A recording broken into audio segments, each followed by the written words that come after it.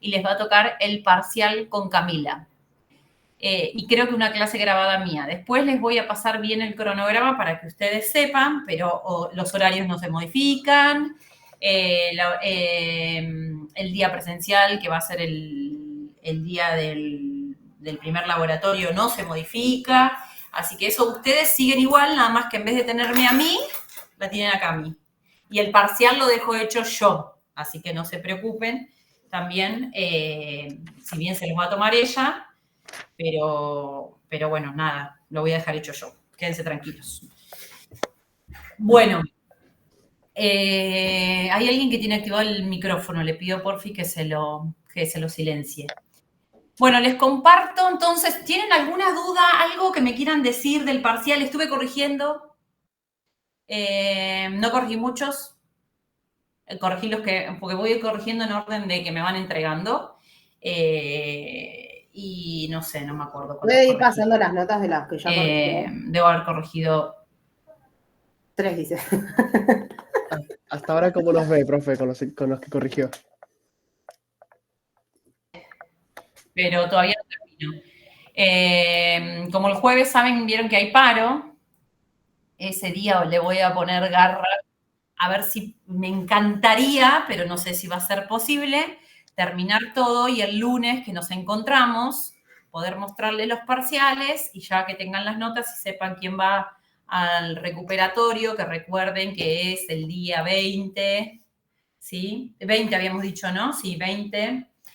Igual se lo subí en el cronograma del primer parcial, ¿sí? ¿Alguna duda?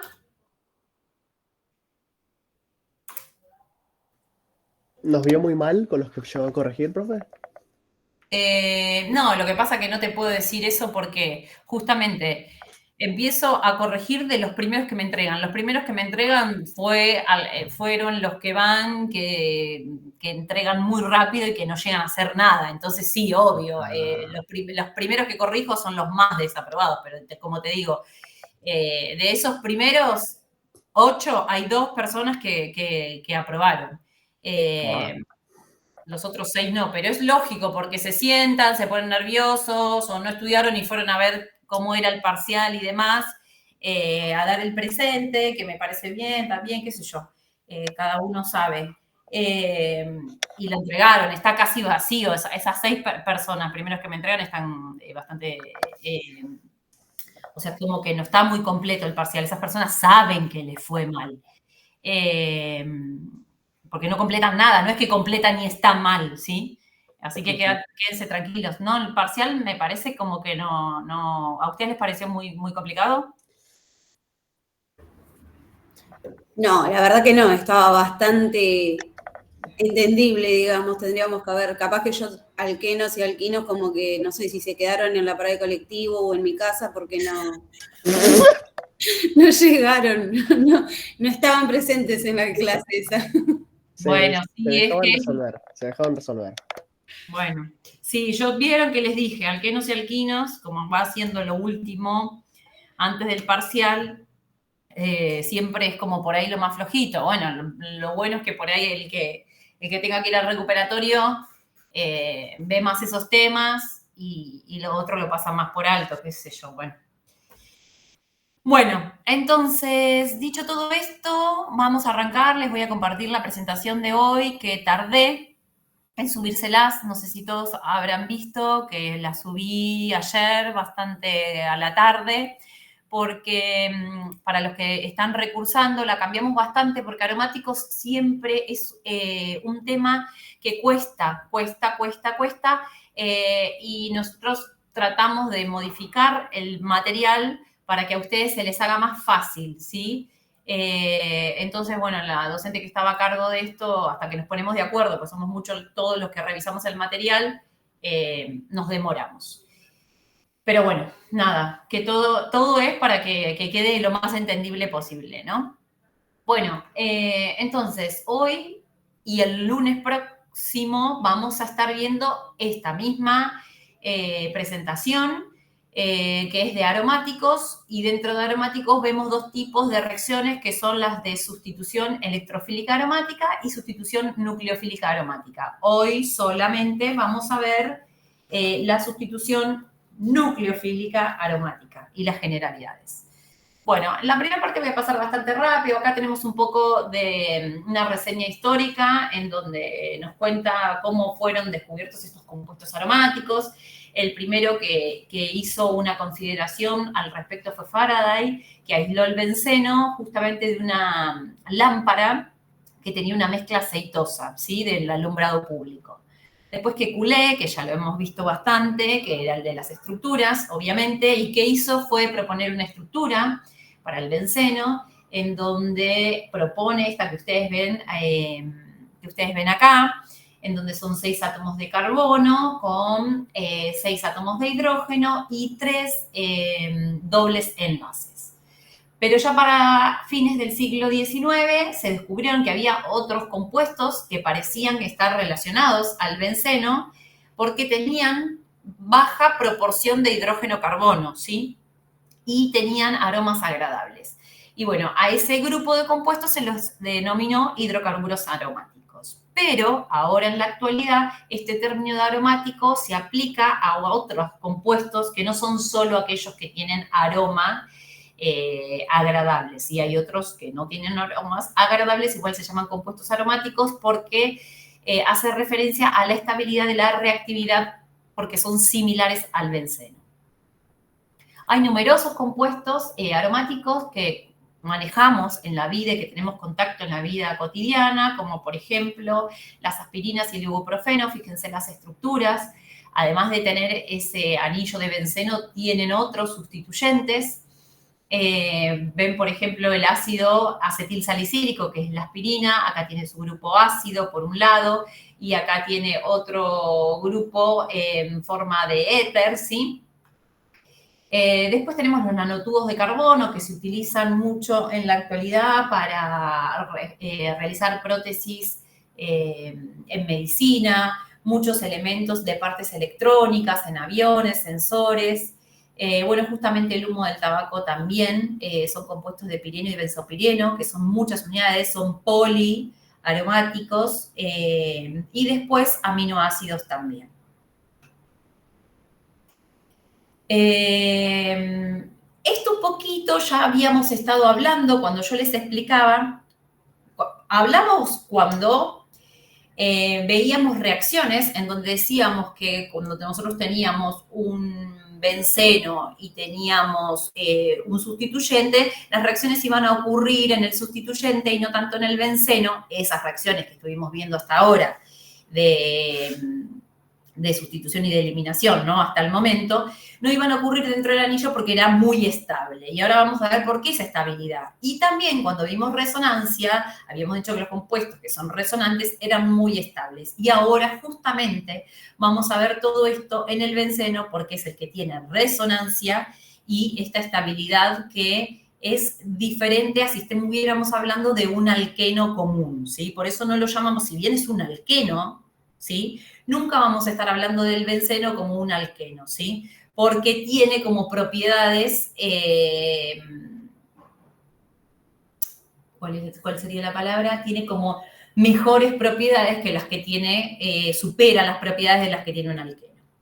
Entonces, recuerden cuando nosotros vimos resonancia, habíamos dicho que era la forma de poder interpretar que cuando se medían estos enlaces en un compuesto resonante, el simple y el doble, en definitiva parecía que tenían la misma longitud, ¿sí? Y esto ocurría porque era como un promedio, porque estos electrones estaban moviéndose todo el tiempo en la molécula y hacían que en vez de tener 1,33, que es la longitud de un doble enlace, y 1,47, que era el simple enlace, se encontraba que era un promedio entre estos dos. O sea que lo que se mide en verdad es 1,397, ¿sí?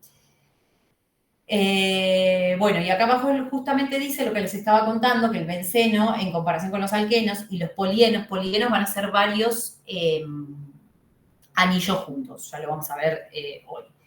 es más estable que la estructura del 1,3,5 ciclo hexatrieno. El 1,3,5 ciclo hexatrieno es este compuesto, es el benceno, pero nunca lo vamos a estar nombrando como un alqueno porque tiene otras propiedades mucho mejores que las superan. Entonces siempre vamos a estar hablando del benceno y no lo nombramos como un alqueno, ¿sí? Bueno, habíamos dicho que era un híbrido de resonancia, entonces estos dobles enlaces pueden estar dibujados de esta forma, lo vamos a encontrar, o corridos, ¿sí? Pero también lo podemos encontrar con un anillo en el centro, que esto quiere decir justamente que estos dobles enlaces están moviéndose todo el tiempo dentro de la molécula, ¿sí? Bueno, este híbrido de resonancia, acá que es lo que sabemos, que estos electrones pi, ¿sí? Están deslocalizados, ¿sí? Con un orden de enlace de 1,5 entre los átomos de carbono adyacentes. Bueno, ¿cómo es la hibridación y cómo es la estructura electrónica? Acá cada carbono, ¿sí? De estos, esto está como en 3 dimensiones para que ustedes lo vean, se puede indicar como un anillo por encima y un anillo por debajo, ¿sí? Cada uno de estos carbonos posee 3 orbitales sp2 y un orbital p. Y esto está conformado de la siguiente forma. 2 de esos orbitales sp2 están enlazados, ¿sí? Al otro carbono por el enlace sigma, ¿sí? ¿Recuerdan el enlace sigma? Que era el que iba por encima y por debajo, ¿sí? Bueno, después hay otro orbital sp2 que se solapa al hidrógeno, ¿sí? O también otro enlace sigma, ¿sí? Y por otro lado tenemos, les dije el enlace sigma por encima y por debajo, y el enlace sigma es el que está acá, no es el que va por encima y por debajo, es este que está acá como rosadito, ¿no? Y acá está el otro con el hidrógeno. Y ahora sí, el otro orbital, ¿sí? Que está perpendicular a los sp2, o sea, por encima y por debajo, forman el enlace pi. Estos sí son los violetas, que va por encima y por debajo, ¿sí? Bueno, como el benceno es plano, los 6 orbitales p son paralelos y se solapan de igual extensión unos con sus 2 orbitales vecinos. Y se puede identificar, como les dije anteriormente, como si fueran 2 anillos, ¿sí? Uno por encima y otro por debajo. Y esta geometría, justamente lo que nos da es una geometría plana con ángulos de enlace de 120. Bueno, en cuanto a la reactividad, recuerdan que yo les había dicho que necesitábamos unas condiciones como mucho más extremas para poder incorporar al anillo algún sustituyente. Entonces, fíjense, acá en este ejemplo, que nosotros teníamos un alqueno normal con el permanganato de potasio, ¿sí? En presencia de agua, lo que ocurría era que formaba un glicol, ¿sí? 2 moléculas de alcohol, ¿sí? En una primera instancia. Y, en cambio, lo que nos está diciendo diapo, que con este mismo reactivo, que nosotros antes en el alqueno lo hacíamos reaccionar, no reacciona con el benceno porque es mucho más estable. Lo mismo ocurre cuando nosotros agregamos 2 átomos de bromo, ¿sí? En un alqueno, pero para agregarlo, si lo quisiéramos agregar al benceno, no hay reacciones. Vamos a necesitar reacciones mucho más drásticas, que las vamos a ver más adelante. Por ejemplo, para bromar un anillo de benceno, vamos a necesitar un ácido de Lewis, como el bromuro de hierro, en presencia del tetracloruro de carbono, ¿sí? Ven que estas condiciones son mucho más drásticas que las que utilizábamos en los alquenos. Bueno, pero no se preocupen que esto lo vamos a ir viendo más adelante. Y lo que pasa acá, que encima yo agrego 2 átomos de bromo y se incorpora uno solo, ¿sí? Porque el otro justamente se va a ir con el hidrógeno que estoy sustituyendo. Pero no se preocupen, la reacción la vemos cuando veamos reacciones. Nosotros dijimos que estos compuestos eran aromáticos, pero también los podemos llamar anulenos. Y va a llamarse anuleno seguido de un número en función a la cantidad de carbonos que tenemos, ¿sí? El benceno sería el anuleno 6 o 6-anuleno. Después tenemos el ciclo butadieno, que sería el 4-anuleno. El ciclo octatetraeno, que sería el 8-anuleno. Y el ciclo decapentaeno, que sería el 10-anuleno.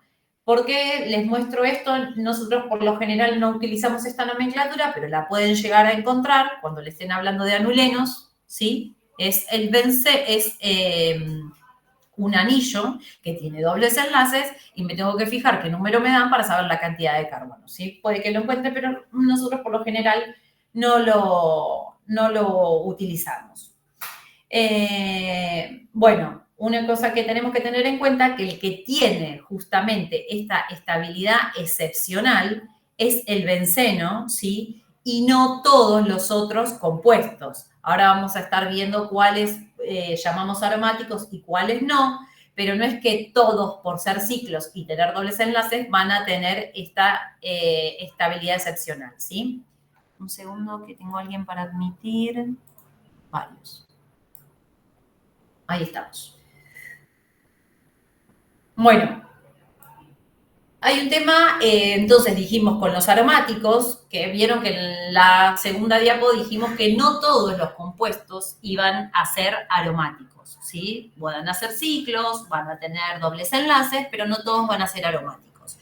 ¿Y cómo vamos a identificar, que esto es una tarea que tienen que aprender ustedes, a ver si estos compuestos cíclicos con dobles enlaces son o no aromáticos? Para que un compuesto sea aromático, ¿sí? Y obviamente que va a ser más estable que el mismo compuesto con su cadena abierta, tiene que ser cíclico, tiene que tener un sistema continuo de orbitales p, o sea que sus enlaces tienen que ser conjugados, debe ser plano, y para ser plano no puede existir una hibridación en uno de los carbonos como sp3, ¿sí? Porque eso ya sería un cilindro, recuerden cuando vimos perdón, no tiene que existir, sí, sp3, y por otro lado tiene que tener 4n más 2 de electrones pi. Ahora lo vamos a ver, no desesperen con esto, vamos a ver ejemplos y es sencillo. Este, ¿no? 4n más 2 es que cumpla la regla de Huckel, ¿sí? Para que sea aromático. El que no cumple alguna de estas premisas, ¿sí? Como por ejemplo, no tiene un anillo continuo o no es plano porque tiene una hibridación en alguno de sus carbonos como sp3, claro, el sp3 recuerdan que teníamos forma tetraédrica, por eso, ¿no? Es un simple enlace que nos va a dar una forma tetraédrica. Bueno, no es plano, entonces si no cumple alguna de esas, o no es un ciclo, ¿sí? Va a ser un compuesto no aromático. Lo vamos a ver acá. Por ejemplo, el benceno, o 6-anuleno, dijimos que se llamaba, es un ciclo, está cerrado, ¿sí? Tiene dos enlaces conjugados, ¿sí? El sistema es un sistema de orbitales continuos p. Fíjense, este carbono tiene, ¿qué hibridación tiene este carbono?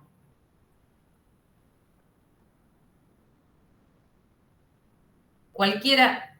SP2. SP2. Y el de al lado, SP2. Y el de al lado, SP2. Porque eso también se confundieron en el parcial. ¿Ven? Un carbono que tiene para un lado un doble enlace y para el otro un simple enlace, y en vez de ponerle SP2, ponían SP3, ¿sí? Bueno, entonces, todos acá tienen SP2, con lo cual tienen el sistema continuo de orbitales P, ¿sí?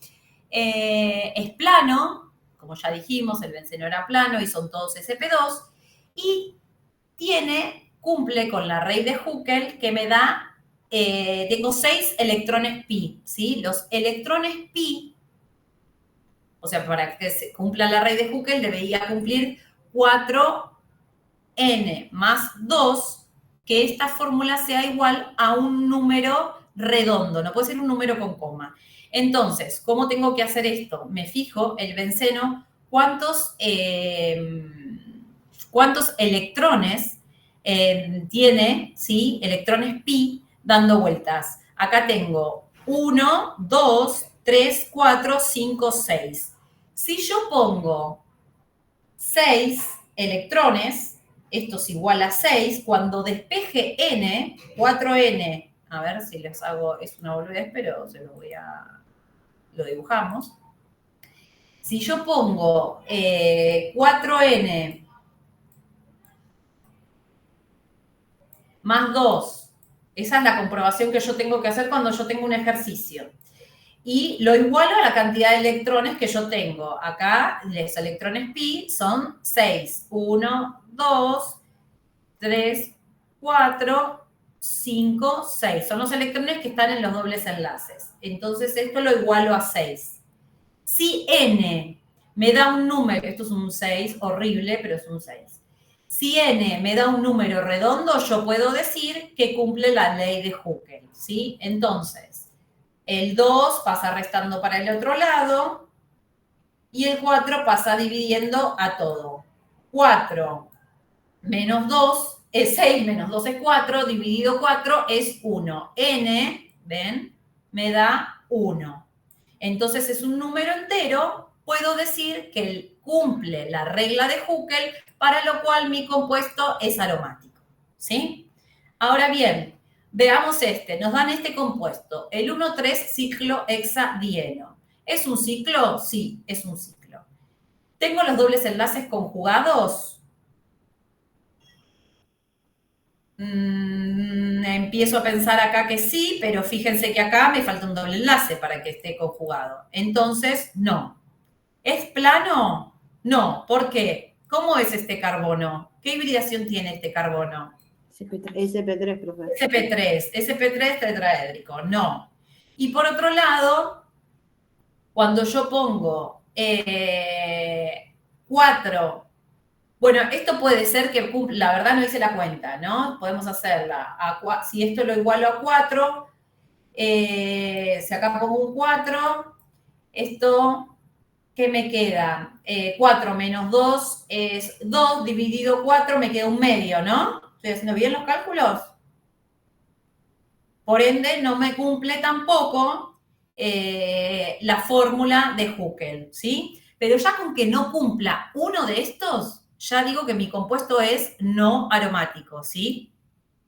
No es que tengo que hacer todas las comprobaciones. No cumple con uno, es no aromático, ¿sí? Bueno, acá abajo estaba hecho, miren, ya ni lo vi, el que les hice acá. ¿Se entiende esto de cómo calculo si es aromático o no aromático? Chan, Sí, chan. profe. Buenísimo. ¿Qué dijimos? Que había algunos compuestos que eran polinucleares, o sea, más de un anillo juntos. Por ejemplo, el naftaleno, ¿sí? Son 2 anillos de benceno fusionados, ¿sí? Los criterios para determinar si un hidrocarburo monocíclico es aromático también es igual a lo como lo hicimos anteriormente, ¿sí? Tengo que fijarme si es un ciclo, si tiene... que es un ciclo, son 2 ciclos. Si tienen los enlaces conjugados, sí, perfecto. Es plano, sí, pues son 2 anillos de benceno, tenemos todo hibridación SP2, tenemos la nube, y nos tenemos que fijar si cumple la regla, ¿sí? De 4n más 2 igual a un número entero. Fíjense que acá tenemos los electrones, que esto lo tendremos que igualar a 1, 2, 1, 2, 3, 4, 5, 6, 7, 8, 9, 10. Esta fórmula de 4n más 2 lo tengo que igualar a 10. 4n más 2 igual a 10. Esto me queda 8 dividido 4, me da 2. Fíjense, n igual 2, con lo cual digo que mi compuesto es aromático. ¿Sí? Bueno, nomenclatura. La nomenclatura, acá vamos a empezar a ver que hubo algunas personas que ya estaban adelantadas y ya me iban preguntando qué quería decir la M, qué quería decir la O, qué quería decir la P. Adelante una nomenclatura. Pero acá hay nombres comunes, a diferencia de lo que veníamos viendo, que se acuerdan que nosotros teníamos la nomenclatura común y la nomenclatura IUPAC para lo que veníamos trabajando. Y todo lo que fue alcanos, alquenos, alquinos, lo trabajamos con nomenclatura IUPAC. Acá es muy común hablar de nombres comunes. Entonces, hay algunos que vamos a tener que ir aprendiéndonos. Por ejemplo, el fenol es mi anillo de benceno con un grupo hidroxilo. El tolueno es un anillo de benceno con un metil. La anilina, ¿sí? La anilina que utilizamos para teñir, alguna vez habrán hecho una remera batik, es el benceno con un NH2, ¿sí? El anisol es con un metóxido. El vinil benceno, recuerda con el vinil, que era CH, doble enlace, carbono con un hidrógeno y un R, en este caso el R es el benceno. La acetofenona, que ya es una acetona, ¿sí? Pero uno de sus R es un benceno y el otro de sus R es un metil. El benzalaldehído, que es el aldehído, ¿sí? Un grupo aldehído, carbono doble enlace, hidrógeno, adicionado a mi R, que es el benceno. Y por el otro tenemos el ácido benzoico, que es el grupo ácido, carbono doble enlace oxígeno, y un grupo oxidrilo unido a mi anillo de benceno. Estos son los nombres más comunes y estos sí los vamos a utilizar cuando estemos hablando de aromáticos, ¿sí? Así que vayan familiarizándose con estos. Hay un montón más, sí, hay muchos más, pero estos son los que más vamos a utilizar nosotros. En cuanto a la nomenclatura, también esto es lo que les estaba diciendo, nosotros para identificar dónde están esos sustituyentes vamos a utilizar números, ¿sí? Pero también vamos a utilizar la palabra orto, meta o para, que es lo mismo que decir 1, 2, 1, 3 o 1, 4, en función a otro sustituyente. Por ejemplo, en este caso, nosotros acá, fíjense que el benceno con el grupo CH3 era el tolueno, ¿sí? Entonces, lo que nos va a servir de referencia es el CH3, mi grupo metil. A partir de este, que está en posición 1, voy a poner otro colorcito, este que yo lo tengo en posición 1, a partir de ahí voy a nombrar los demás sustituyentes. Si yo tengo,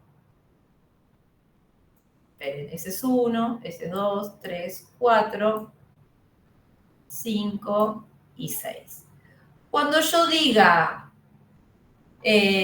ortotolueno, vamos a saber, y tengo que nombrar otro sustituyente, ¿no? Por ejemplo, acá fíjense, el ortodiclorobenceno es en la posición 1. Esperen que tengo que admitir a alguien. Siempre es la posición 1 y otra posición más. Orto es 1 y 2 o 1 y 6. Meta es 1, 3 o 1 y 5. Y para es 1, 4. Siempre 1, 4. Este es como que están en contrario, ¿sí? El 1 con el 4. Entonces, fíjense que cuando estemos hablando del ortodiclorobenceno, yo tengo en 1, 2, ¿sí? 1, 2, o puede ser que esté para el otro lado, pero 1, 6 no lo vamos a nombrar porque más chico, 1, 2, ¿sí? Eso es cuando tenemos muchos más sustituyentes, que vamos a nombrar el número más grande. Acá en este caso tenemos el ácido metacloroperoxibenzoico, entonces en la posición, acá también tenemos que ver quién tiene prioridad, ¿no? Pero lo que queremos decir es que los sustituyentes están en 1 y 3 para meta, ¿ven? 1 y 3 para meta. Y en este caso tenemos el para-nitrofenol, es en 1, 4, ¿sí? Esto podemos llamarlo para-nitrofenol o 1,4-nitrofenol, ¿sí? Pero para que ustedes aprendan las nomenclaturas. Bueno, el 1 no lo decimos, quedaría 4-nitrofenol, ¿sí? El 1 puede omitirse, en este caso lo ponen y después, en este caso lo sacan, ¿sí? Como habíamos hablado antes en las otras nomenclaturas. ¿Se entiende esto de orto, meta y para?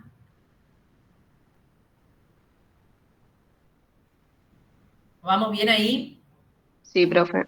Bueno, perfecto. Puede que tengamos más sustituidos, o sea, hasta ahora estamos hablando primero solo del benceno o de otros aromáticos o no aromáticos, les agregamos sustituyentes y empezamos a ver la nomenclatura, y ahora podemos ver que es posible que exista otro grupo más. Por ejemplo, cuando tenemos 3 grupos metiles, tenemos el mesitileno. Cuando tenemos 3 grupos nitro en posición 1, 3 y 5 es el trinitrobenceno, Cuando tenemos el 2,4,6 trinitrofenol, tenemos primero el OH, que es nuestro grupo principal, por eso va a terminar como fenol, y marcamos los sustituyentes en donde los tenemos. Fíjense que el fenol está en la posición 1, porque es mi prioridad, y en la posición 2, 4 y 6 tengo los grupos nitro. Y en este último caso, el TNT, que es el explosivo conocido, que es el 2,4,6 trinitrotolueno, tolueno, porque viene del compuesto principal. Recuerden que los principales que estábamos viendo estaban en esta hoja, ¿sí? El tolueno es este y el fenol era con el OH. Todos nacen a partir de ahí. Entonces, después los otros tres sustituyentes, como están en 2, 4, 6 y son iguales, me queda trinitro y finalmente la terminación me la da de donde deriva el tolueno. En cuanto a los puntos de fusión y de ebullición, ¿sí? Como son derivados del benceno, tienden a ser más simétricos que los compuestos que son alifáticos, ¿sí? Similares, por lo que se van a empaquetar mejor las estructuras cristalinas, ¿sí? Entonces, los puntos de fusión van a ser más altos. Cuando tenemos bencenos que están disustituidos, también van a ser simétricos que los que son isómeros orto y meta, y se van a empaquetar mejor en las redes cristalinas. Entonces, también los puntos de fusión van a ser más altos. En cuanto a los puntos de ebullición, ¿sí? Todos aquellos que estén derivados del benceno están relacionados con los momentos dipolares, con lo cual ahí vamos a tener que ver cómo es la geometría y dónde están estos sustituyentes. Acá, por ejemplo, tenemos el orto diclorobenceno, tiene un punto de ebullición de 181, mientras que el de fusión es menos 17. Ahora fíjense, en meta, ¿sí? El punto de ebullición baja y el punto de fusión es menos 25. Y para lo que es el para, ¿sí? O sea, en posición 1,4 diclorobenceno tenemos un punto de ebullición de 170 y de fusión de 54, ¿sí? Van a variar también en función de los momentos dipolares, ¿sí? Entonces, los paradiclorobencenos simétricos tienen un momento dipolar de 0, ¿sí? Como este, ¿sí? Y el punto, y el punto de ebullición más bajo, ¿sí? Por eso este es 170 y en el meta y en el orto es mucho más elevado este punto de ebullición. En cambio, en el meta, ¿sí? Tiene un momento dipolar que es un poco más pequeño y el punto de ebullición, por ende, va a ser un poquito más alto que el para, ¿sí? En cambio, en el ortodiclorobenceno tiene mayor momento dipolar, por lo cual el punto de ebullición también va a ser más alto. Bueno, acá tenemos algunos puntos de fusión y de ebullición para que comparen, ¿sí? De varios compuestos aromáticos y no aromáticos. Y ahora vamos a empezar a ver las reacciones en los compuestos aromáticos. Lo importante acá es que piensen, y esta diapositiva se la tienen que grabar en la memoria, que estas reacciones van a ser de dos tipos. Unas son las menos frecuentes, pero en donde mi anillo va a actuar de electrófilo, por lo cual un compuesto rico en electrones lo va a ir a atacar, ¿sí? Esas van a ser las sustituciones nucleofílicas aromáticas. Y cuando mi anillo sea el que vaya a atacar, o sea, porque mi anillo es rico en electrones, nosotros ya lo sabemos, va a ir a atacar un electrófilo, van a ocurrir las reacciones de sustitución electrofílicas aromáticas, ¿sí? Entonces, piénsenlo así. Sustituciones nucleofílicas, siempre estamos hablando de que otro externo, un nucleófilo externo, va a ir a atacar a mi anillo. O sea que mi anillo va a actuar de las dos maneras, ya sea como donador de electrones o ya sea como, no donador de electrones, ya sea como que va a actuar como nucleófilo como electrófilo. En este caso, en las sustituciones nucleofílicas, actúa como electrófilo. Un nucleófilo lo va a ir a atacar, ¿sí? Un nucleófilo lo ataca. En cambio, y estas son las menos frecuentes, las vamos a ver igual, pero no ocurren tanto. En cambio, en las electrofílicas es mi anillo el rico en electrones, ¿sí? Por eso son las más frecuentes, porque es muy rico en electrones, los aromáticos, y van a ir a atacar a un deficiente de electrones, ¿sí? Para dar algún compuesto. Y eso es lo que vamos a ver en las sucesivas diapos. Hoy solo nos vamos a centrar en las sustituciones nucleofílicas aromáticas, ¿sí? Estoy viendo en qué momento hacemos un pequeño descanso. Entonces, las sustituciones nucleofílicas aromáticas no van a ocurrir, como veíamos nosotros anteriormente, para los los fenuro de alquilo, no ocurren por las sustituciones nucleofílicas del tipo 1 o del tipo 2. Acá ocurren mediante dos mecanismos específicos. Uno que se llama adición-eliminación y otro que se llama eliminación-adición vía bencino, ¿sí? Y ahora vamos a ver estos dos tipos de reacciones. Chicos, me estoy quedando sin voz, para lo cual les propongo que hagamos un mini recreo. Ahora son -5, nos encontramos y 10 y seguimos con las reacciones, ¿les parece? Sí, Así profe, tranqui. preparo un té. Dale. Gracias. Y 10 nos encontramos.